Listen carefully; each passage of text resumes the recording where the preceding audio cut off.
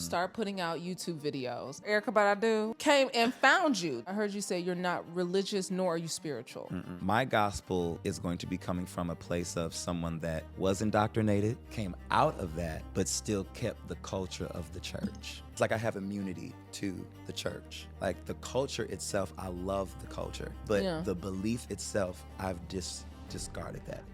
Me personally, the black woman is God to me. When you think about gospel music, we're thinking of James Cleveland, Kirk Franklin. They're singing the praises to, and worshiping Jesus Christ. So what is going to make your gospel album different?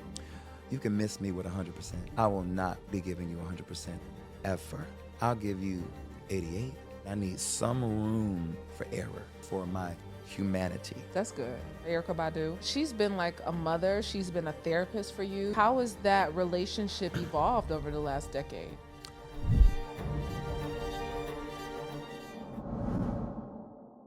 Welcome to Vault Empowers Talk. So we don't just scratch the surface. We dive deep into the lives of some of the world's most influential change makers.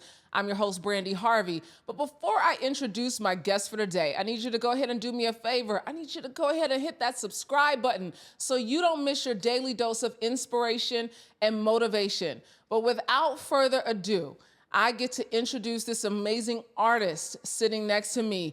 Durand Bernarr is a singer-songwriter and producer. In 2019, Bernarr was runner-up on the BET reality music competition, The Next Big Thing, and had a featured track on BET's revamp of Boomerang. In 2019, Billboard named him an artist to know. In 2020, Durand made huge waves with his self-titled debut album Durand, which debuted at #1 on the Apple Music R&B charts. And in 2022, he released his latest album, Wanderlust. He frequently provides background vocals for artists like Erykah Badu and Anderson .Paak. Durand has had the opportunity to sit under, collaborate, and learn from some of music's leading legends, such as Earth, Wind & Fire, Ricky Smiley, and producer Yanni, just to name a few. Durand believes if your dreams and ideas don't scare you, you aren't dreaming big enough. Vault Empowers Talks welcome singer, songwriter, producer, DJ, skater,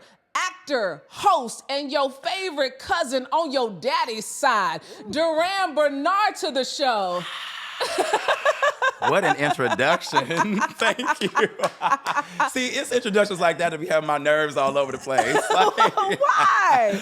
I don't know. It's just because I don't need no introduction. Oh, because you said you're not a vibe. You're an experience. I'm an experience. Yes. Absolutely. You're an experience. And you're an experience today. You look wonderful. Thank you. I am, Durand. Thank you for noticing that. Absolutely. I appreciate that. It takes one to know one.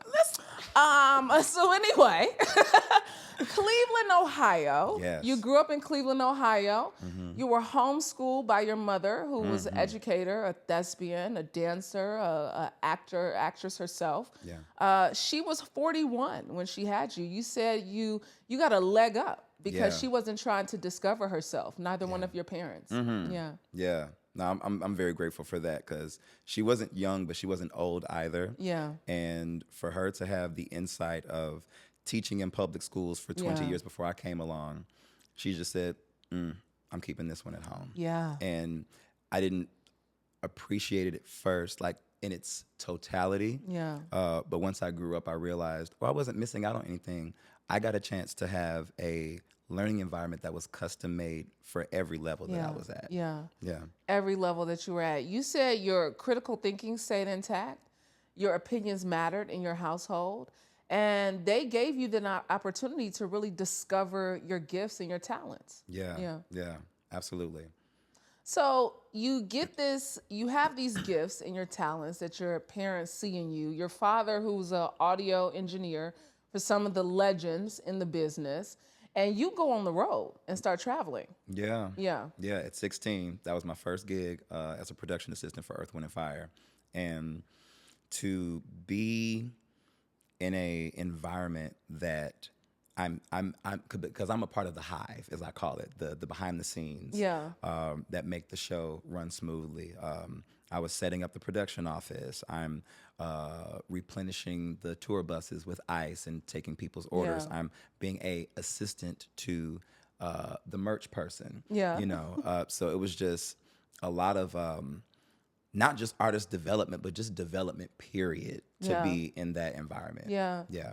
How did it shape your work ethic? Because I think that has played so much into your success over the years. So two pivotal things happened on that tour.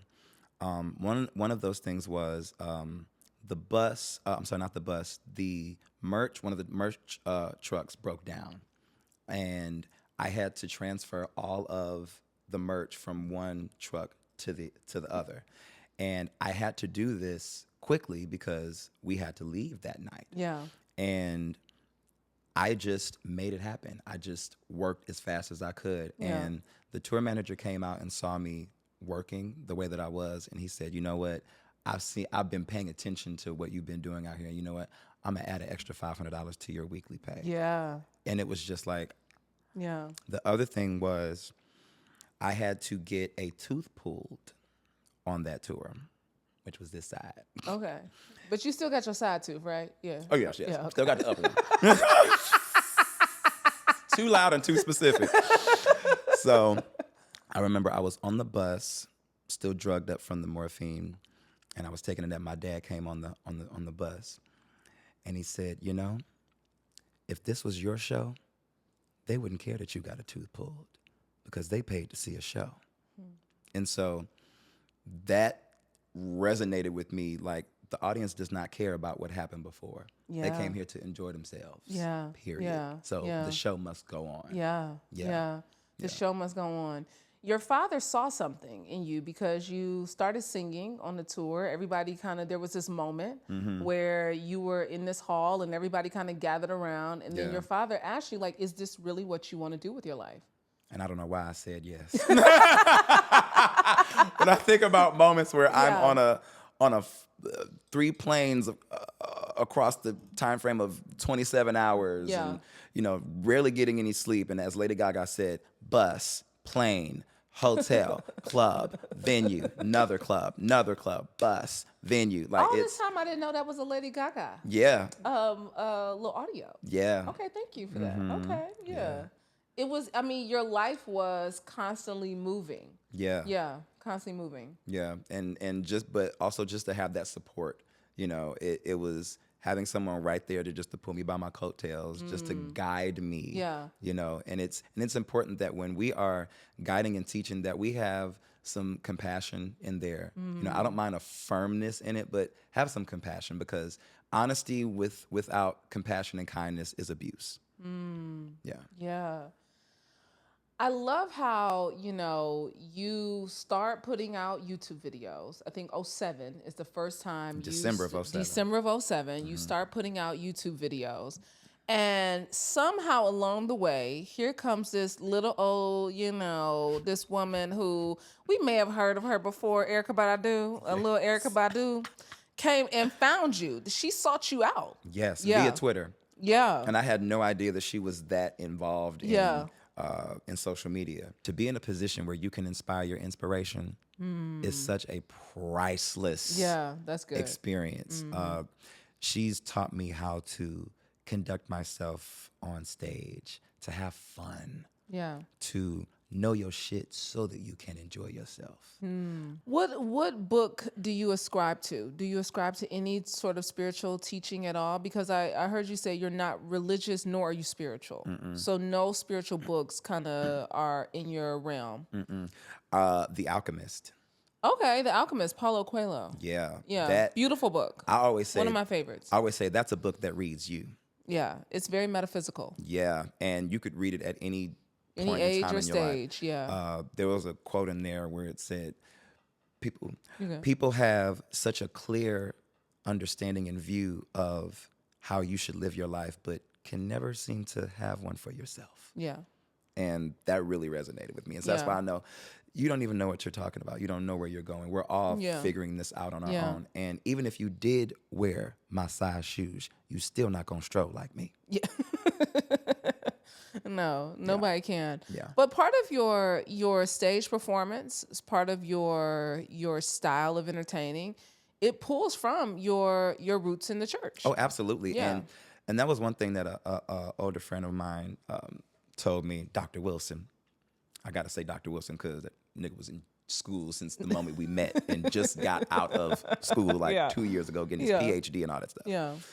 Said, baby, the church is in you. It's not going nowhere. Yeah. And it's this weird, like, I look at it like clownfish, how they live in an anemone where other fish would touch it and they would get shocked. It's like I have immunity to the church.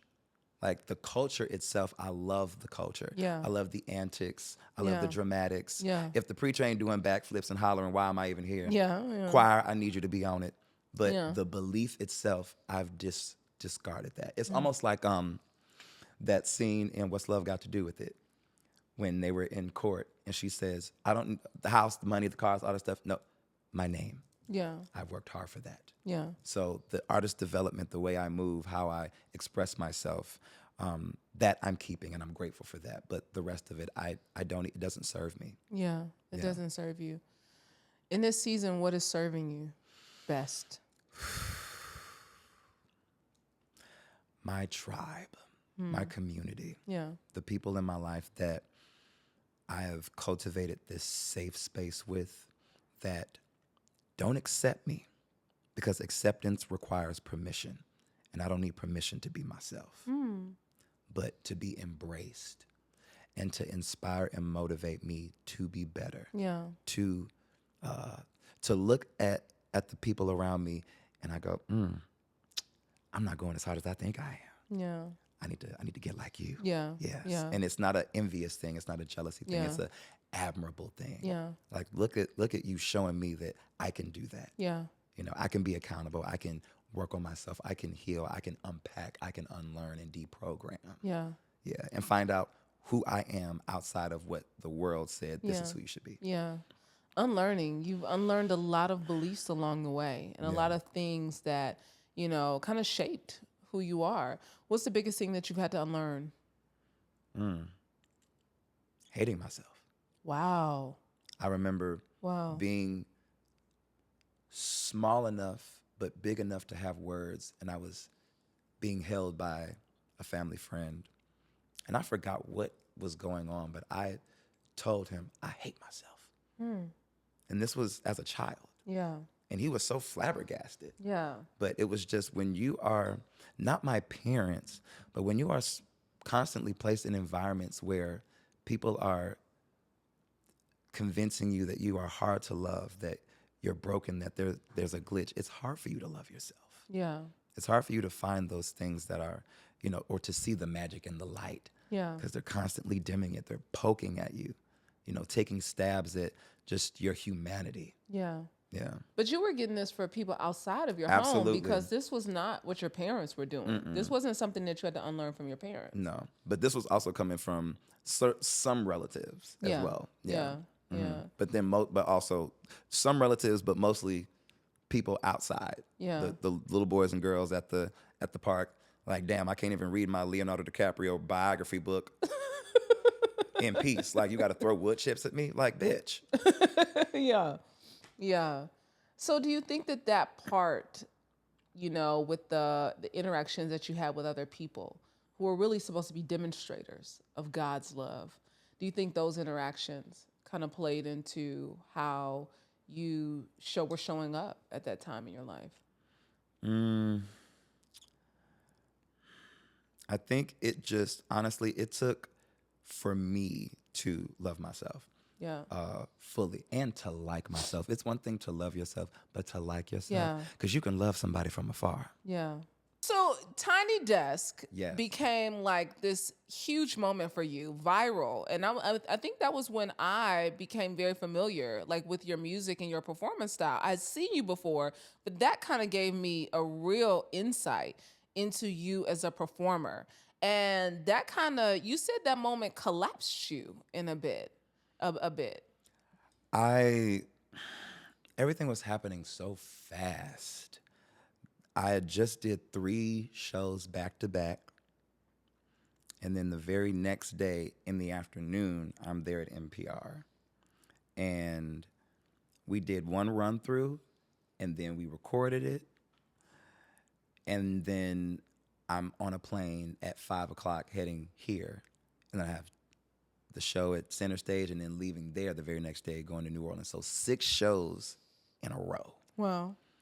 I was gonna dress up as Popeye. On the tiny desk. Okay, why Popeye? Well, I was dressing up all over the tour. I was The Mask. I was Beetlejuice. I was Carmen Sandiego. But my creative director, Mel, she's like, Fran, no, we got to do Uncle Bobby because that's going to be legendary. That's going to stay forever. Yeah. And of course, they had just rebooted the show. The Proud Family. The Proud Family. And that's why the background singers were, that was why Penny was, no, you didn't have Penny. No, that was La Cienega. Yeah. Mel was Penny. Yeah. So if you go to the clip on my YouTube, all of us are together, like the sound guy, the videographer. Ileana was, who are you, Illy? You were the mom. Yeah. She was Trudy. Yeah, it was just everybody was in costume, and that's why Bobby was so adamant about letting people know, like, this moment is so special. He was like, I've seen every Tiny Desk, and there have been amazing performances. He said, this, however, is special. Yeah. And I think that is what made my nerves kind of just like, and I hadn't been nervous in like 12 years. Really? You don't get nervous when you get on stage? I'm not up there by myself. Yeah.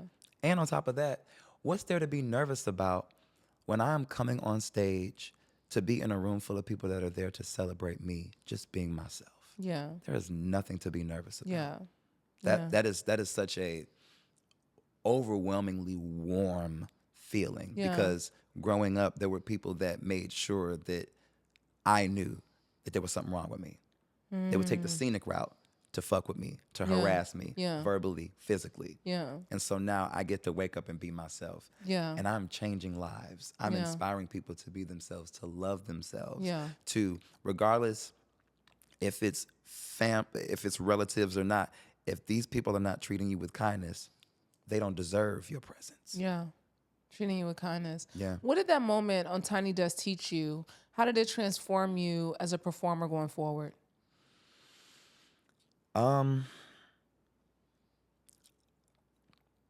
Honestly, it was one of those moments where in that moment, it was definitely about me.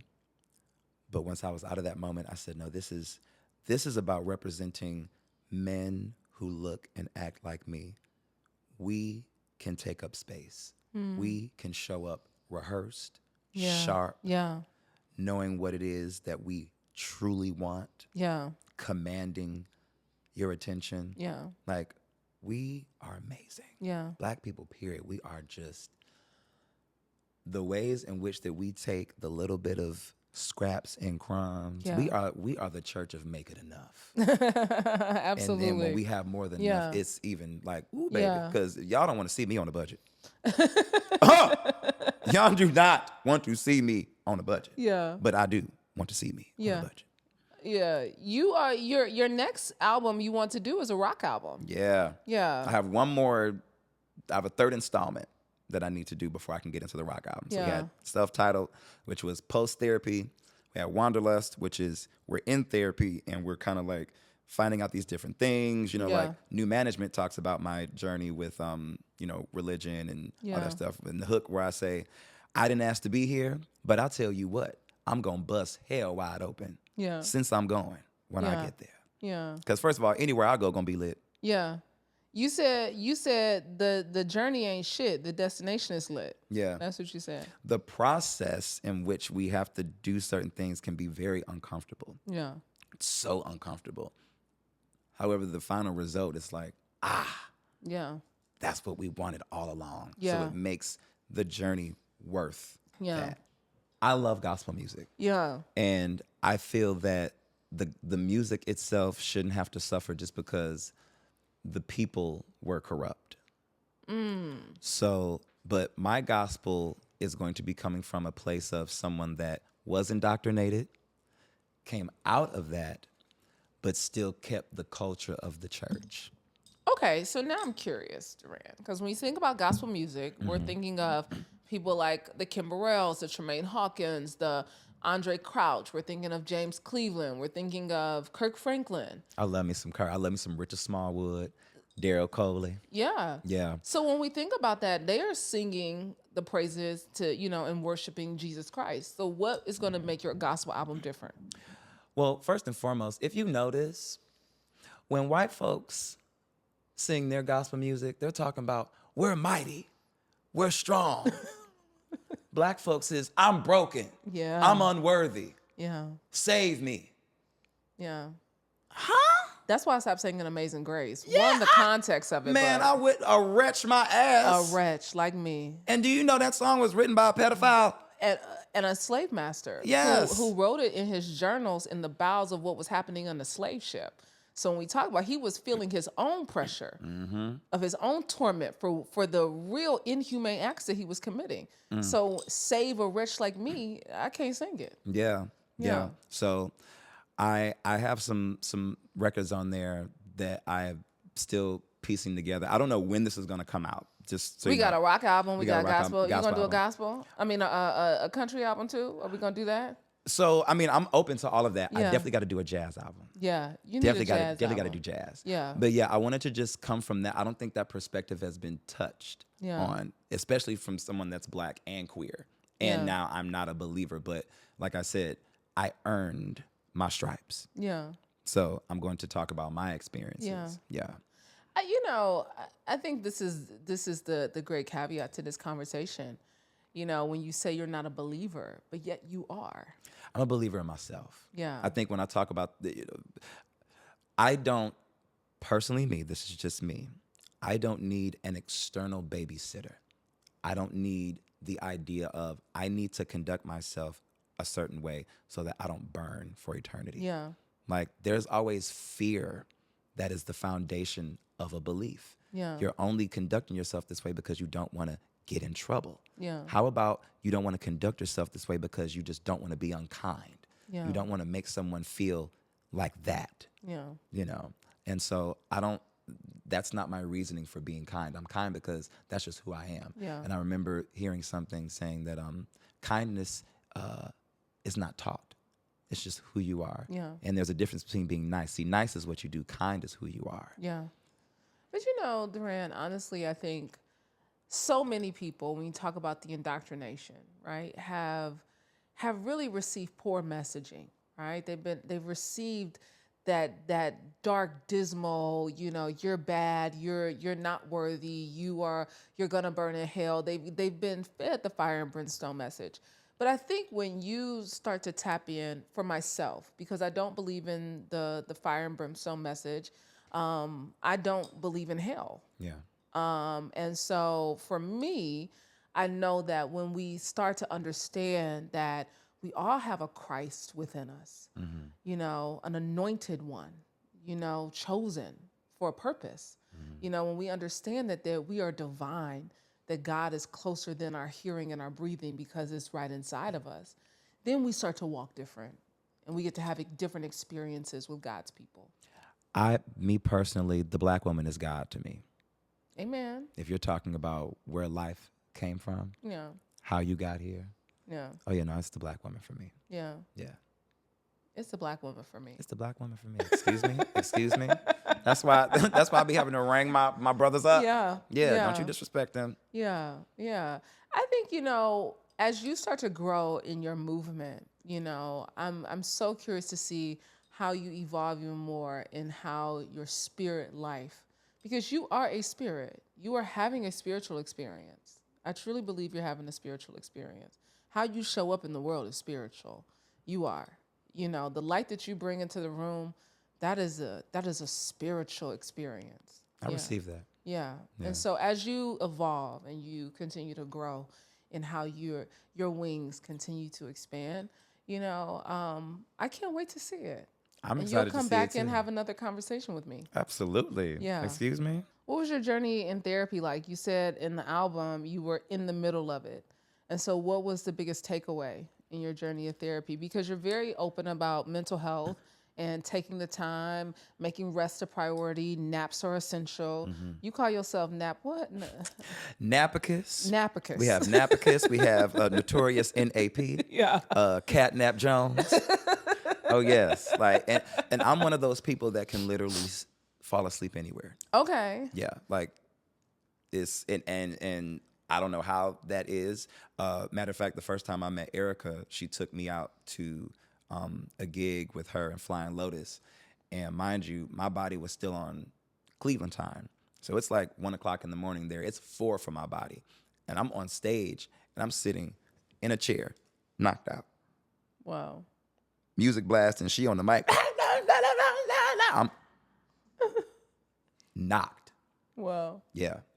did you kind of pick that practice up because of therapy and it being okay for you to rest and not have to work so hard, or what?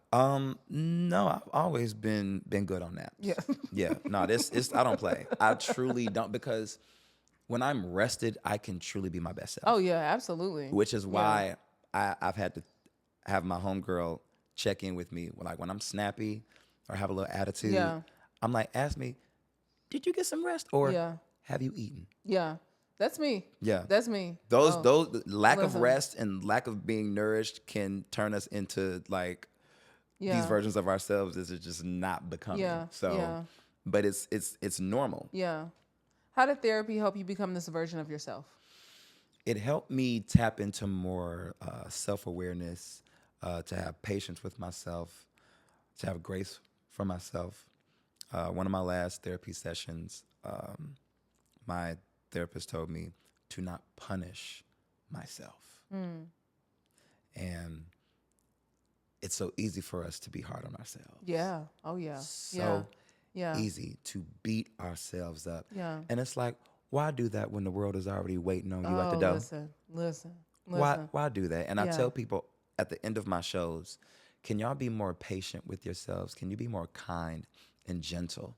Yeah. Because the world and the people in it are finding brand new ways to whoop our ass every single Yeah. day, emotionally, mentally, spiritually, Yeah. Yeah. politically, Yeah. sexually, Yeah. all that stuff. The least you could do Yeah. is be good to yourself. Yeah. I feel like that has been my biggest lesson over the last 5 years. And I think when I turned 40, I think I just like took it up a notch. You look good, by the way. Thank you very much. Real good. We a woman of a certain age, you know? Oh, Miss Wendy. Yeah, we're a woman of a certain age, but I really think that was one of those lessons that it took me a long time to learn that. Yeah. Of being kind to myself, not being so hard on myself. And I find myself doing this sometimes because I'm like, that perfectionism, that we want to have, and be great all the time. And then I have to remind myself in the day, like, show yourself some grace, Brandy. You deserve some grace, Brandy. Let up, Brandy. Also, too, I did a video not too long ago, well, it's in the past like year or so, but I said, y'all, you can miss me with 100%. I will not be giving you 100% ever. I'll give you 88. I'll give you 92. I'll even give you a scientific 98.6. Yeah. But I need some room for error. I need some room for my humanity. That's good. Yeah. So I will never give 100%. I need some That room. is a unjust request. Yeah. I need some room for my I need some humanity. room. Yeah. How are you committed to, I know how you serve yourself, but when you talk about this community, your tribe, all the people that have been able to pour into you, how do you then pour out in this season of your life to serve others? Man. So first and foremost, again, giving a shout out to Durand Bernarr. And I say Durand Bernarr specifically because Durand was the one who gave birth to me. These are your parents. My parents, yes. Durand was the one who gave birth, and my father understands. She's the number one. Yeah, yeah. And I don't think he would disagree. Yeah. They, because of how they treated one another in front of me, how they treated me within that, these echoes of who they are have spread across the globe. Yeah. And everywhere I go, I create community. Everywhere. Which is why I'm never alone. Yeah. I have pockets of loneliness in certain areas of my life. But as far as like being alone, I don't know what that feels like. And I'm grateful for that. Wow. So how I pour into people is, what do you need? Yeah. I'm here in whatever capacity. Yeah. I'm here, as Erykah told me, I am your servant. How has she been? Because she's been like a mother. She's been a therapist for you. You've talked about that before, Erykah Badu. Yeah. And so how has that relationship evolved over the last decade? 13 years this year. Oh, wow. Again, I to the extent that I thought that we were going to interact was a handshake and thanking her for her artistry. I had no idea she was going to be drawn to me. She trusts us Yeah. to be on our stuff, to look out. That's leadership. That's great Yes, leadership. yes. And I am a profound leader Yeah. because I'm an efficient follower. She's just taught me so much, just being present. Yeah. Yeah. Yeah. How are you being present in this moment of your life with everything, how you're evolving, your career is taking off, it's taking you to new heights, you're going to new places. How are you allowing yourself the space, that 2%, that 1.4% to stay present? So there's this practice called non-attachment. And it is something where we are literally in the moment to the point where nostalgia ain't kicking your ass and you're not worried about tomorrow because you're so present in the right now because all we have is right now. Yeah. We don't belong to people. People don't belong to us. Yeah. We are here to experience them. And that's something I always say in my shows. I said, contrary to popular belief, white people, you're not supposed to own human beings. We're supposed to experience one another. Yeah. And so when you're that present, before you know it, 10, 15 years have gone by and y'all are still in each other's lives. Yeah. It's like, dang, time flew. Yeah. Yeah. So practicing non-attack, and it's a practice because you have to practice that. Yeah. It's not something that it's a conditioning for yourself because we often get caught up in something and how it feels in that moment. Oh, I want this. Or we're so far ahead that we're not present. Yeah. We in tomorrow and next week. Yeah. But what about today? Can't today get some love? Can't right now get your attention? Yeah. Yeah. That practice to me though feels like that would be a little bit spiritual, Durand. Yeah. Yeah. Yeah. I mean, people would say, this is spirit. I would say it's my intellect. It's my brain. Our brains are very, very powerful. Yeah. Are you familiar with DMT? I am. Yeah. I am. Do you know that it is everywhere, not just in our brains? Yeah. Yeah. It's something that so when people are dying, and you hear people say like I saw white light, or that is DMT that is being released into our bodies to help us hallucinate, to help us transition. Yeah. And it is one of the most thoughtful and powerful things that our bodies can do.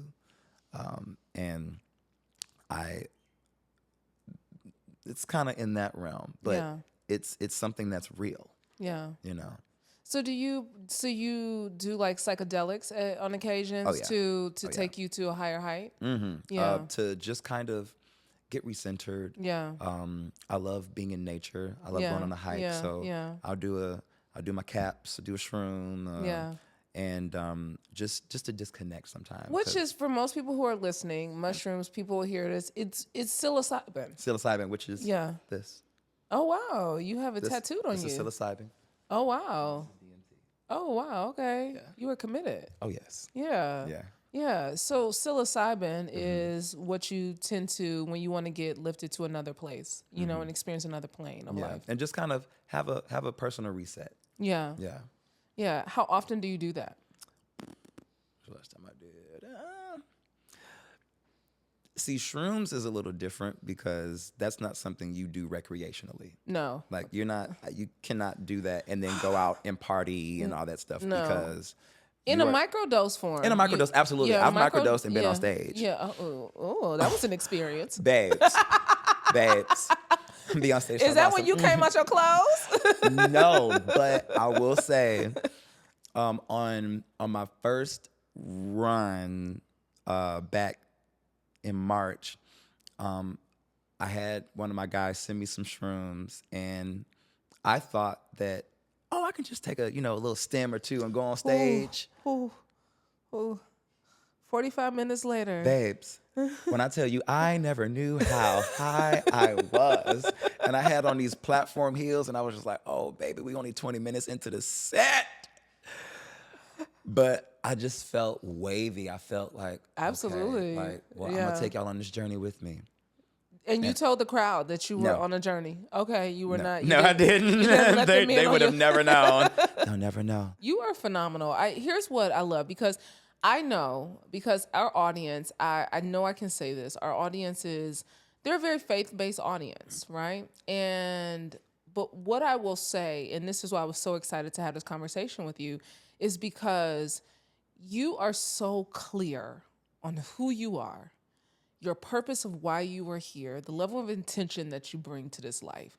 And I think that no matter what you believe, you have to have that as the base. Yeah. Yeah, you got to have it. And I also want to just put this out there too. I'm not coming at anybody and their beliefs. It doesn't feel like that at all. Never that. Yeah. At least right now, because there was a time where I was radical in Christ. And so Yeah. I was, at one point I was radical outside of it. Yeah. And my thing is, believe what it is that you need to believe, as long as it is causing you to be kind to yourself and kind to others. Yeah. I don't care if you subscribe to double stuffed deluxe baked potato. Here it is. I was wondering if you were going to say it on today. I heard you say it. Yeah, like, you sound crazy. do that, but don't feel that you need to impose it on me. Don't feel like I'm lost Yeah. because I don't believe what you believe. Yeah. Understand that my journey, my thing is, I'm trying to incite peace where I go. Yeah. I'm trying to incite self-love where I go. And some of that is not going on in certain places where it needs to be. Yeah. And I think that that's the part. I think that that's where, even for people who are listening, who call themselves Christian, who call themselves whatever they choose to believe, whatever deity they subscribe to, I want people to have a level of curiosity, understanding, and grace and compassion, because all that we've been sent here to do is be demonstrators of love, of love. Yeah. And when we demonstrate love, that doesn't come with the fear. Yeah. That doesn't come with anger. That comes with love.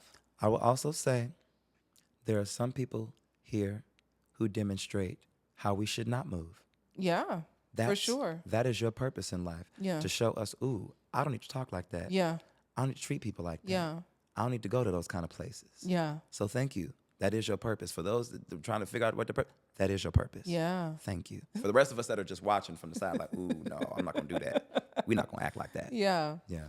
So as we start to close out, one word you are committed to in this season of your life.